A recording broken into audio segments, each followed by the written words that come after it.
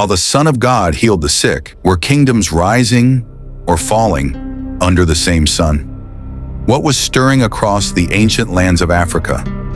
Few ever ask this question, but the answer reveals a world that was far from silent. The forgotten continent, 2,000 years ago, while Rome ruled the Mediterranean, Africa was not sleeping. From the red sands of Nubia to the golden fields of Carthage, powerful nations were moving, trading, and worshiping their gods. But here's the part most people overlook. Africa wasn't some distant, untouched land. It was deeply connected to the story of the Bible itself. Egypt, Ethiopia, and Cyrene all appear in Scripture. But beyond those names were kingdoms few remember. Let's travel there, back in time, to Africa, in the very years Jesus walked the earth. Egypt, the fading glory. In the days of Jesus, Egypt was no longer ruled by pharaohs. The pyramids still stood, but Rome now ruled the Nile. Alexandria, the jewel of Africa, a city of light and learning, where scrolls from every empire rested in the great library.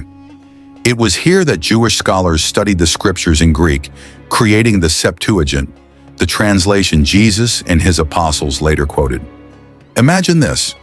While Jesus spoke parables by the Sea of Galilee, Egyptian scribes were copying the same ancient words he fulfilled. The world was preparing, unknowingly, for the gospel that would soon cross deserts and seas. The kingdom of Cush, the Black Pharaohs.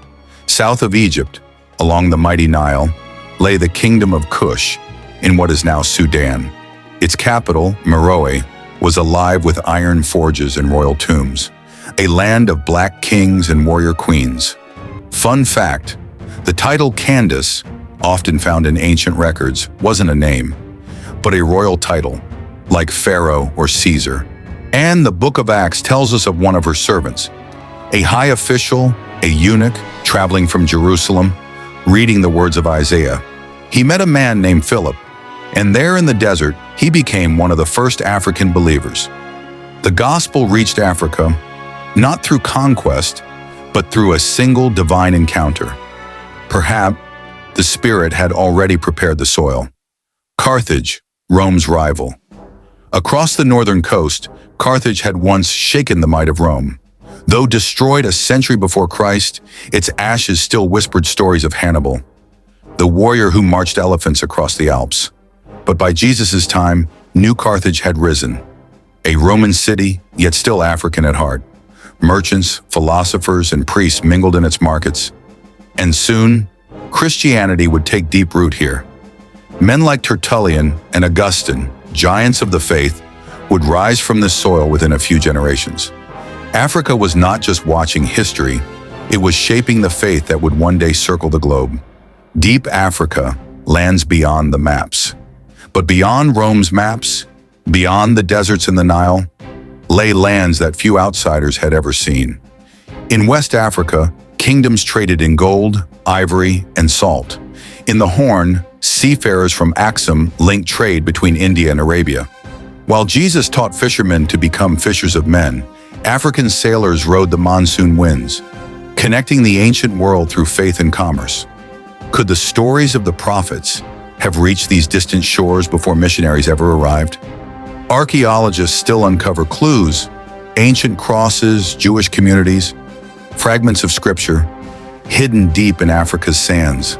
The continent's spiritual story is older and deeper than most imagine. Ethiopia, the kingdom that remembered. In the highlands of Ethiopia, a different story was unfolding. Legend says that the Ark of the Covenant, the same sacred chest Moses built, was brought here by Menelik, the son of King Solomon and the Queen of Sheba. No one can prove it, but the legend never faded. By the time of Jesus, Ethiopia was a thriving kingdom, known for justice and trade, and its people already respected the God of Israel. Centuries later, Ethiopia would become one of the first nations in the world to declare Christianity its faith. Long before Europe ever did, it's as if Africa had been waiting, watching the stars over Bethlehem, and somehow it knew. Africa's spiritual awakening. So what was happening in Africa when Jesus walked the earth? Empires were shifting, Kings were rising. The Nile carried whispers of prophecy. The deserts hid believers who prayed to the same God of Abraham. Africa was not a bystander. It was part of the divine stage. Its people destined to carry light across generations. From the Ethiopian eunuch to Augustine of Hippo, from desert monks to modern believers, Africa became a keeper of faith, a vessel of prophecy, strength, and endurance. The story was never just about Jerusalem. It was about the world God was preparing for redemption. When you think of Jesus, remember, his story didn't end in one land. The same sun that rose over Nazareth shone over Nubia, Ethiopia, and Carthage. Africa too was part of the prophecy, its people, its faith, its pain, woven into the tapestry of salvation. And soon, a new chapter would begin, a movement that would reshape deserts and kingdoms, the rise of a new faith, Islam.